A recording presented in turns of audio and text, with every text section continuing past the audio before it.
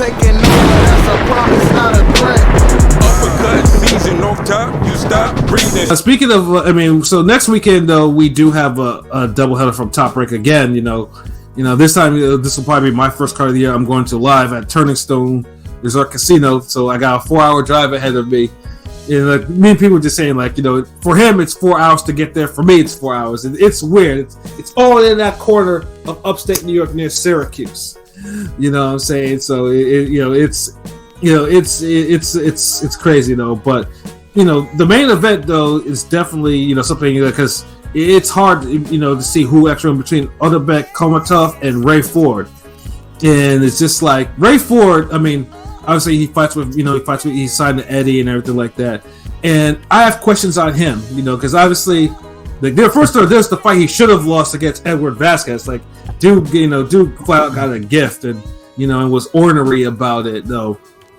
But he does. After that, he does have the win over Diego Magdaleno and all that stuff like that. So he's a capable boxer. Like he's a capable boxer, puncher, and everything like that.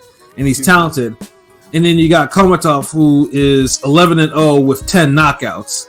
And if you see him fight, though, that dude, he's a southpaw and he lets his hands go. Like dude fights kind of wild for an Asian fighter.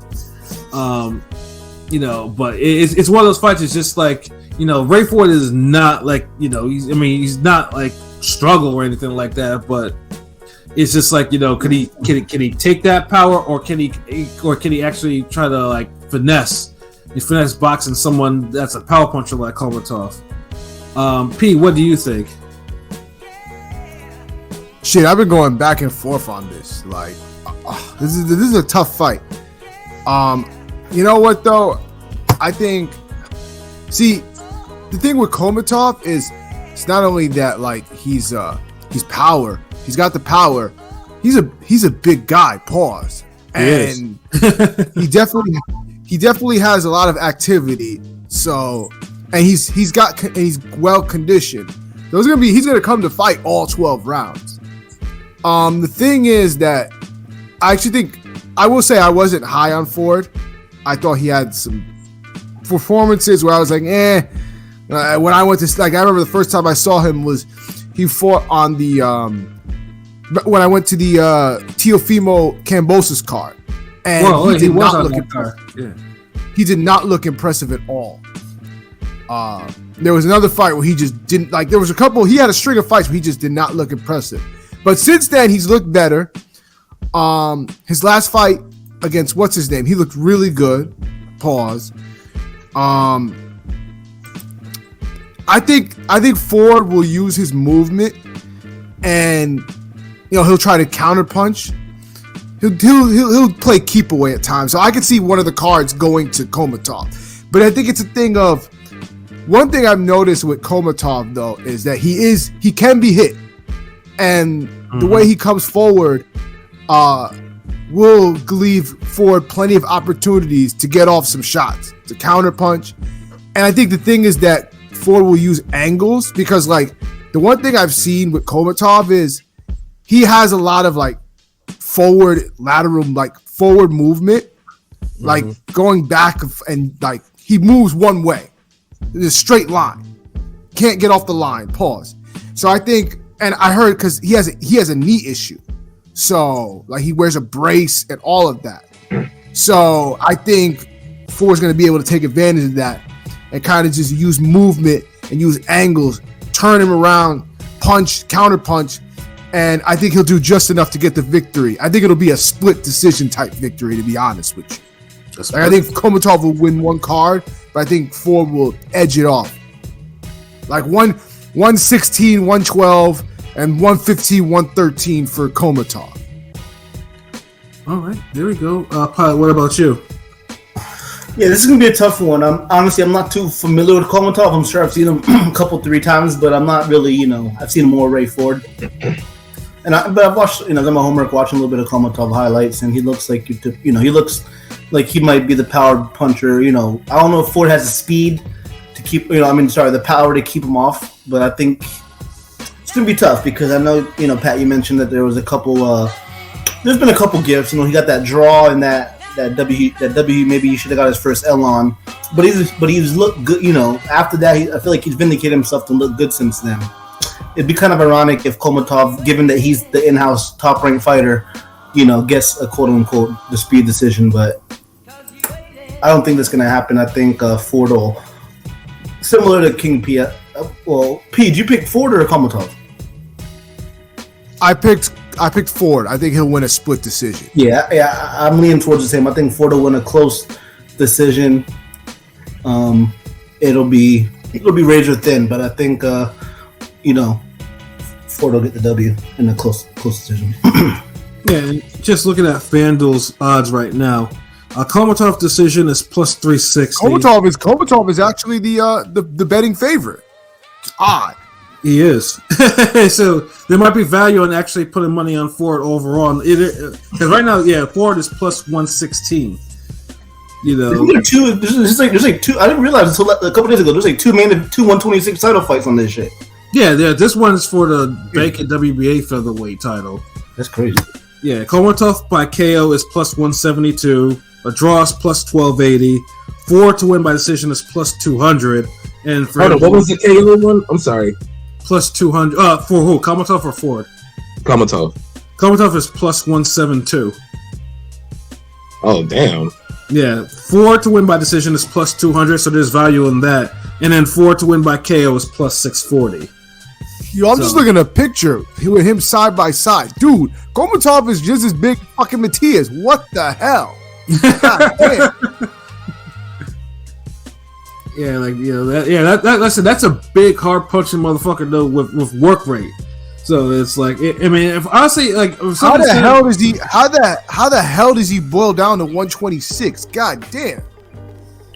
For some reason, for me, like, I just feel like Kholmatov will probably will probably put his foot in his ass. Like, yeah, look, bully his ass. Yeah, like that's like he gonna outwork him. He might stop him late, like, because I don't know, like Ford is like, he be showing the skills and glimpses, but then he be hittable too. Like, he's always seemed like a guy who could be rough around the edges, but then he'll have his moments where he'll look clean, and then he'll just fall in between that somehow, and just, I don't know, but this is a hard fight for him, yo. Yeah, like that. Like I keep thinking about Edward Vasquez. Like, as Vasquez was outworking his ass, like, you know, was pointing hands on dude, and you know, and it's just like, and Vasquez. The only problem is he's not a heavy-handed puncher. So that's the only thing I think that really kept Ford from actually getting KO'd, you know, in that fight, you know. But I just have the feeling that Kholmatov will probably walk Ford down and it'll be like a Matias fight, and just grind dude down and like possibly stop him. Like that's just how I feel. Like, I mean, and Kholmatov is it's just, I'm not saying skill wise he's cool, but I think more is just his physical characteristics will have kind of carried him to the reason why he's like 12-0 with 11 knockouts. And I don't think Ford is that creative or that physical to handle something. Ford defense can't handle it. That's the thing, like, right. And I don't think his offense is consistent enough, like steady enough, to where like he could outmaneuver him, and like he would have to have his best Keith Thurman impersonation to beat dude. Facts. And even then, it would be one of those 115, 113 fights, and I don't see him on that level to do that. Like, yeah, like so you basically, you're like me. You're calling for the Kholmatov KO, right? Yeah, I think he's gonna stop him late. The title fight, maybe get him out. Maybe anywhere between 8 and 12, but that's like a Comcast appointment, so I'll probably never down. That's more like, if I was to do a prop bet, I would do one between usually I'll probably do one between 6 and 8, and then 9 and 12. Well, let's see. I'm just looking at, because there's some group round betting. So for Kholmatov to win in the fight in between 7 and 12 is plus 290. For 7 to 8 is plus 750. 910, 900, 11, 12, 1600. And if we have a Kholmatov 912, that's plus 550. So those are good odds for that. Yeah, well, I'll be hitting you up later this week, bro. Cause you gotta get paid this week. But I don't really see like Ford kind of reminds me of what's his dude name? Ammo Williams. Yeah. Just the featherweight, the 126 version. Yeah, but the thing is, Ammo I feel has like a little more power. Like, he could kind of stand with guys a little more. Right. No, you're right. Yeah. Ammo has a good enough power. And Ammo, considering the Ammo's background, like Ammo, like should be close to a middleweight title shot. Like he's one of Eddie's original fighters, and he's soon. Ray Ford is like he's a sweet scientist for the most part. I mean, that's his style. He's a outboxer. But he fights like he a puncher though. Like sometimes, yeah. But true, he's more of like a dude that'll get a decision more than knockout. I'm just saying, regardless, he's more, you don't look for a KO. He kind of falls in between. Like it's like. But in this fight, he'll need to because again, he's, Eddie didn't go for the purse bid, and this is, they signed Kholmatov. They didn't sign Ray Ford. They signed Kholmatov. Yeah, so that defense got to clean up then, because he be too hittable. Like if boxing's your thing, you got to box in a way where you're not being exposed like that. Mm-hmm. And he gets exposed. He gets hit. Yeah, so that's my thing. Like, if you start catching fades early against a workhorse with power, like a heavy-handed guy, and he's gonna damn Glenn Johnson your ass, then that's not a good sign early, bro. Because then it's like you gotta run him into something to stop him. You gotta hurt him, and a lot of times it's hard to hurt a guy he's got his momentum. Like, unless you're like a real pure puncher type guy, like I'm talking about, like, example, Oscar Valdez and Burchell. Right. Like, Oscar Valdez could crack. Mm-hmm. So, if you could crack, maybe, but then you have to line niggas up. Like, you got to be able to stand and deliver sometimes. So, right. But we'll see. It's an interesting fight, but I agree with Pat on this. I see a late K. I want to say the 8th round. Like, I don't. Or fuck. I think I'll get rid of Ford in 10. I can see that. Mm-hmm. I can see that. Damn, but hold on. Is that? Am I getting them? But. You know what? I don't know if this is if the universe sending me a message, but it may be 7. Like, no. The reason being, like, today, like I was coming from training my students at the park. Right. These niggas was late, so I knew I had to whoop both their ass when they got here. But. Because I waited for like maybe 30 minutes, so that's how lateness kind of run. Like, I mean, them being late got I'm late for y'all niggas. You know what I mean? But anyways, like one, they both hit me up at the same time. My dude hit me up, was like, "Yo, I'm 7 miles away." Then Shorty hit me up right after that text. I'm 7 minutes away. They both said 7, and I'm just like, that's some crazy shit, right? Right. Who would, like, back to at the same time? Like, 7-round knockout, nigga. Fuck it. There you go. Now, the other co-main, which is also for a title, I mean, honestly, this one should probably, I mean, I think... Be the main event? Yeah. This one should be the main event? No, it shouldn't be the main event. No.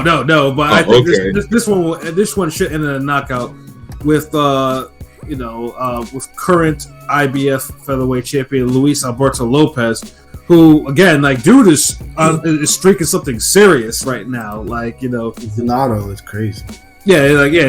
Dude is a real problem right now. Like, and he's facing a Japanese fighter, and I've only watched one of his fights, with him, with watching him beat Kiko Martinez.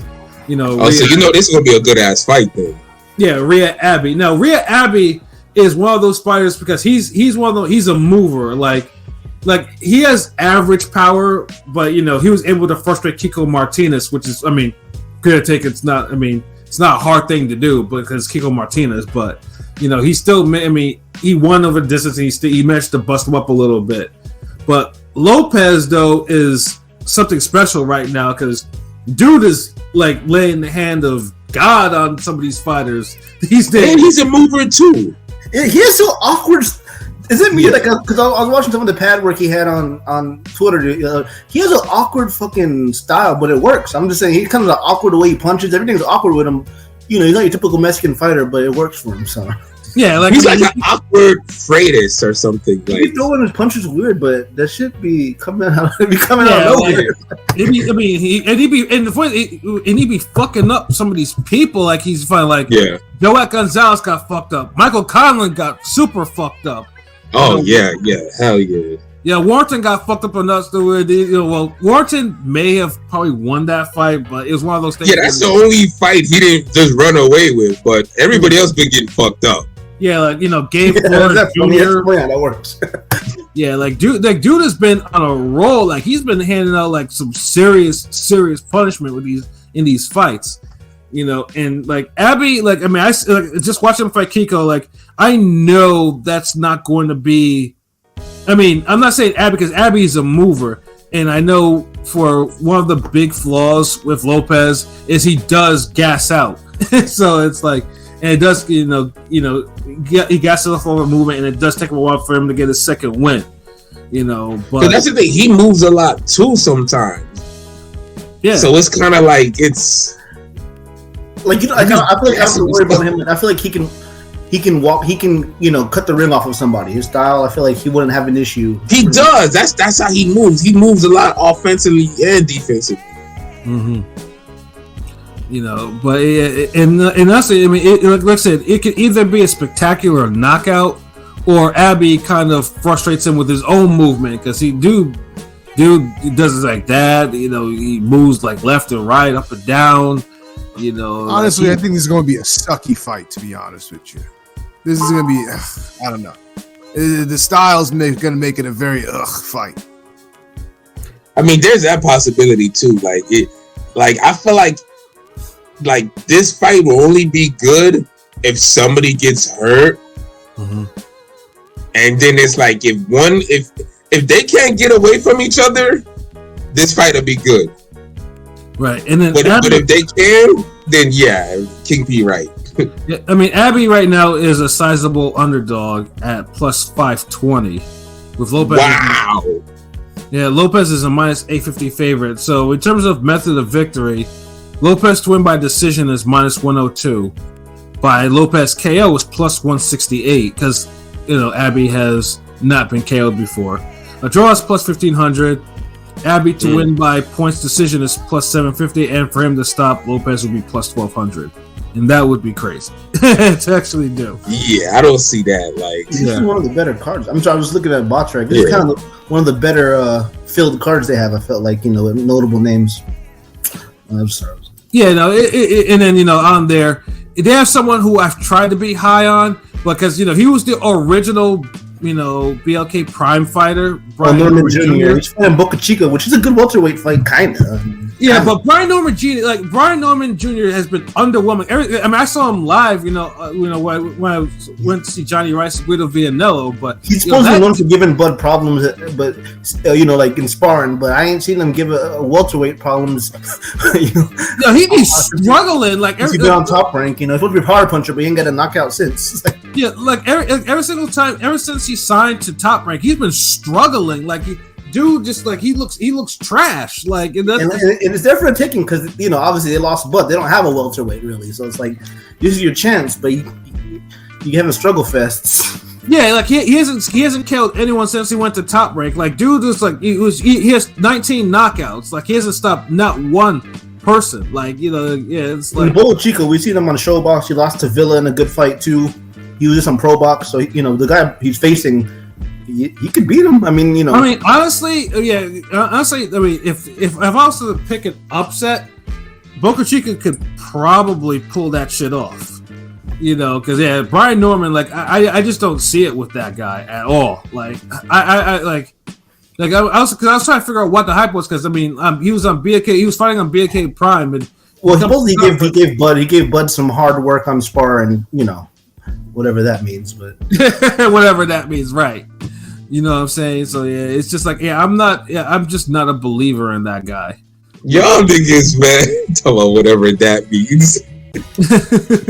Oh my god! I mean, it's Crawford, bro. Like he's one of the baddest niggas. But Crawford, we seen Crawford be hittable early and shit. Like, look, like honestly, I guess I could believe that happening more than I could believe Lamont Peterson beating up Floyd before the Bradley fight. But it happened though. That's true. But nigga, I don't think that don't mean I can believe it, nigga. Like, who confirmed that? Like, is there video? Like, Spotter for beating up Floyd Mayweather. Y'all heard about that, right? Yeah, Spatty beating up Floyd. Yeah, I mean, but there's video. I've seen that. Yeah, the video's out there. The Peterson shit just came out of nowhere. And I've never seen people even confirm it like that. Like, the Spence shit, niggas confirm, talk, like, different people, Spence himself, but the Peterson shit was just, it came out of nowhere, and then niggas was using that to be like, yeah, he's gonna beat the shit out of Brad. I'm just like, really? Like, I mean, it might have been one of those points where Peterson had, because he had low T, so he might have been on his shit, and gave Floyd some work that day. Oh, so that's why Floyd wanted the whole. Oh, it makes sense now. So he got a taste of like a juiced up nigga. Pause. And so he was like, so when Manny came around, and then his pops up here like, hey, yo, this little nigga too raw. Like, hold on, will he beat Hatton, Cotto? Nah, nigga, he ain't fighting my son. Fuck that. Test this motherfucker. So that's okay. It was the Peterson sparring sessions. Yeah. Now this sounds more believable. Okay. Y'all, wow, like y'all convinced me now. I definitely believe it now. I definitely believe he gave Floyd some work now. It makes sense. Yeah, and then that's good. And then also on the card, you have one Troy Isley who we all believe Top Rank is trying to get rid of this dude for some odd fucking reason. Like, they got him against a killer, or who they got him against? They got him against the other Hernandez, Marcos Hernandez. Like last time, it was Vladimir Hernandez.